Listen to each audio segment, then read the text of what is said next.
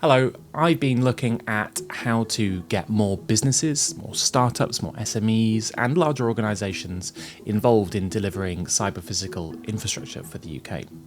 Now, that means bidding for work or getting direct support or helping the UK deliver game-changing projects, and that's what we're going to look at today.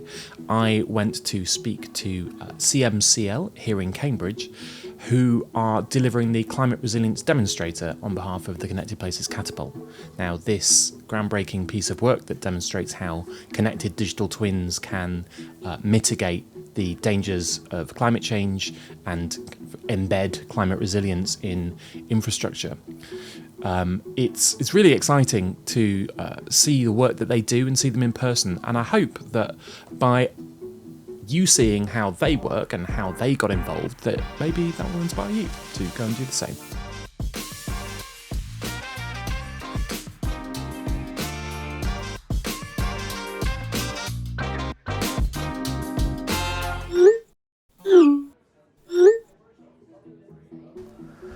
It's a pleasure to meet you.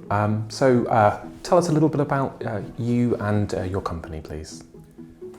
Hi Henry, my name is Amit Bhave. I'm the CEO and co-founder of CMCL. We are a technology-focused R&D driven company spun out of Cambridge University in about over a decade ago.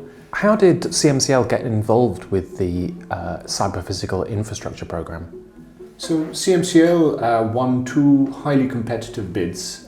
These were open tenders for Credo, which enabled us to engage with the asset owners, the research organisations such as STFC, CPC, under the National Digital Twin Programme supported by the Innovate UK, as well as the academic researchers, so the wider Credo team. Our main remit was the technology development and deployment, and for that we developed the connected National Digital Twin based on the knowledge graph technology. How can you prove that Credo really works? We've created a practical demonstration with real data from the power, water, telecoms and sewage networks. We've now handed that over to the asset owners for their use. Currently, asset owners when building resilience only focus on their own networks and fail to take into account the interdependencies between those networks. So it's a very siloed and focused approach. Credo uses this shared data for the common good, looks at the whole picture, the interdependent failures which will happen in real life, and then models that so that they can have a better picture of climate resilience, therefore spending money more effectively and building more effective climate resilience. Why should governments invest in climate resilience?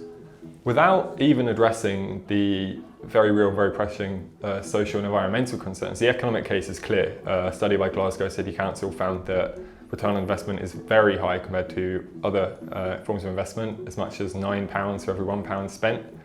In industry, there's a saying, if you think health and safety is expensive, try having an accident. And I think that this mindset will bleed over into the climate resilience space. What does Credo do? Well, Credo connects a number of data sets and models to understand the cascading risk between infrastructure sectors. So how is Credo changing the way that infrastructure thinks about data? Well, we're really asking infrastructure owners to share data, and this is something new. They're used to working with their own data and protecting it, but in order to address the challenges of climate change, we now have to ask them to share it so that we can tackle the problems at a bigger level. So why is Credo so important? Well, I think Credo is important because it provides a practical example of how you can share data and use that shared data for the public good. So how did Innovate UK support your work? So financial support from Innovate UK accelerates the development of our services and products.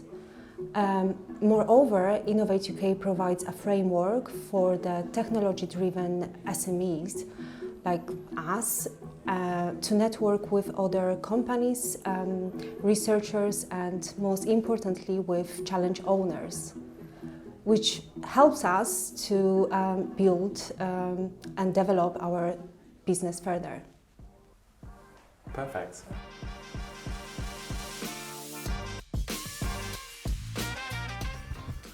So I've just finished watching this footage and I've been thinking about my conversations with CMCL. Very interesting outfit, do really interesting work.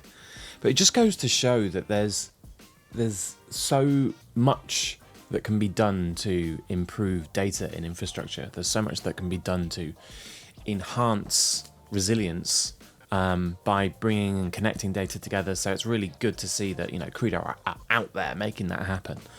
But also that, you know, you can be a part of these big changes. These opportunities are out there.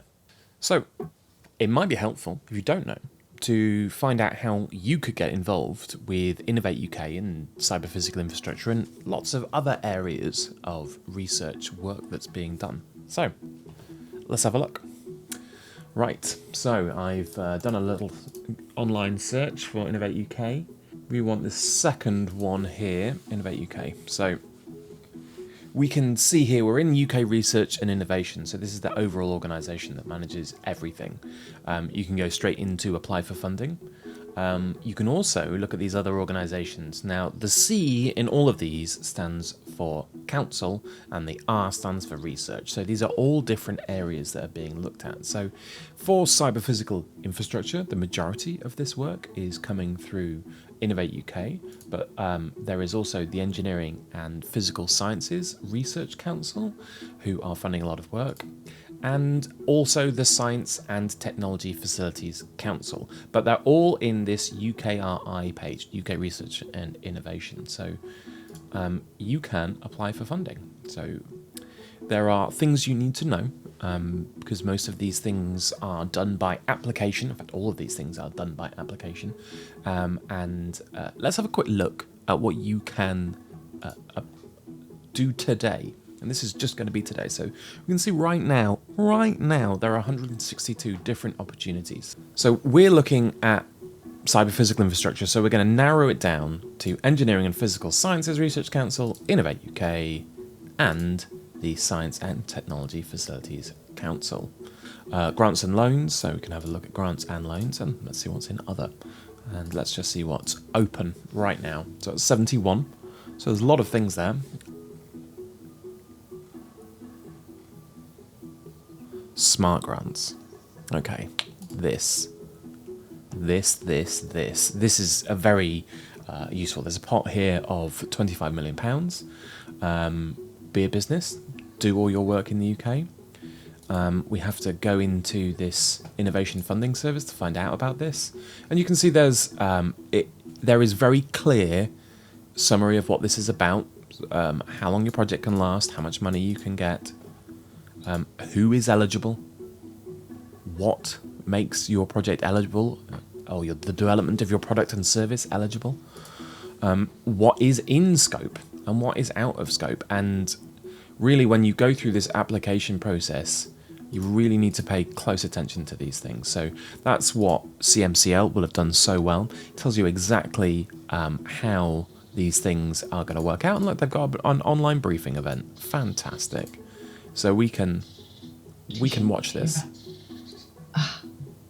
Thank you, Bimba. Okay, we're getting sorted. Yvette is going to tell you all about that. So smart grants are a wonderful tool for, let's have a look at what it says. Game-changing and commercially viable R&D innovation. So if that's not a startup dream waiting to come true, I don't know what is. You'll have to wait until the competition closes, and then there will be, then in December you will be notified.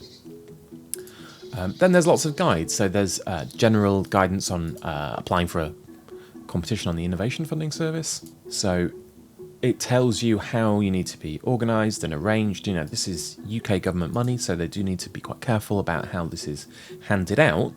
But they do want to hear from you and your cool ideas. So get in there.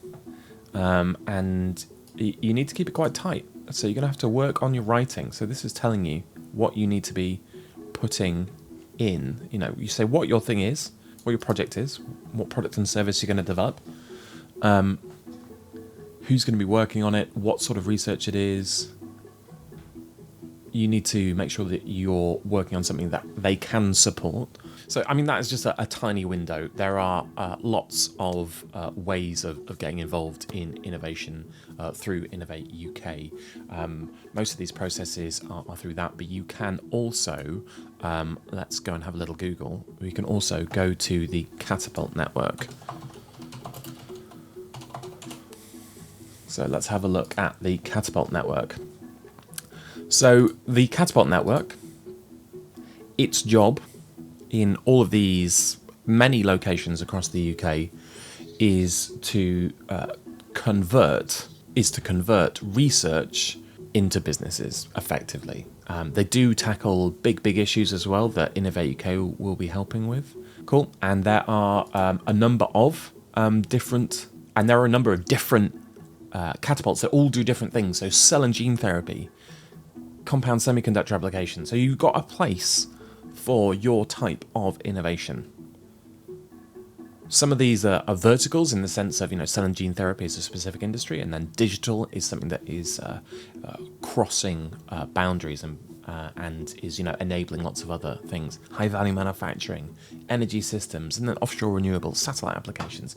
So there really is a lot of different places that you can go to for your ideas. Now, I'm going to go to the Connected Places Catapult, although 6 of those catapults have been involved in cyber-physical infrastructure. We can have a look. You can look if we're just getting in. Look, we just want to get in, right, for SMEs and businesses. Like, they've launched 192 services in 2 years, and that's had £32 million worth of funding. So you can join the network, so you can network with other groups and find more opportunities, and connect with other people, etc. So now I am looking at the current opportunities that they have. So join the SME network. So we have 2 challenges. That's an interesting one. Dehumidifying the air. No, I know nothing about that. But the Maritime Accelerator. This could be very interesting. Something at technical readiness level 5 to 7.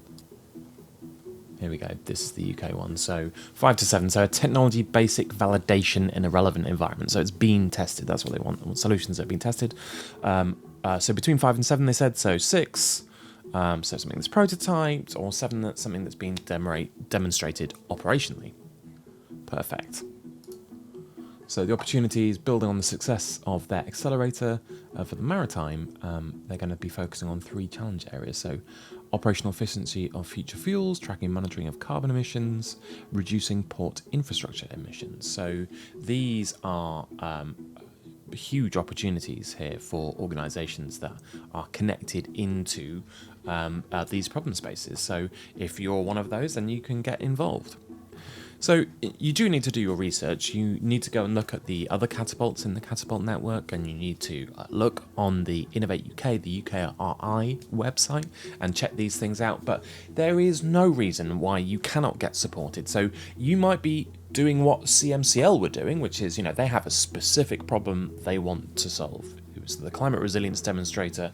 Piece of work went out. A tender went out on the UKRI website.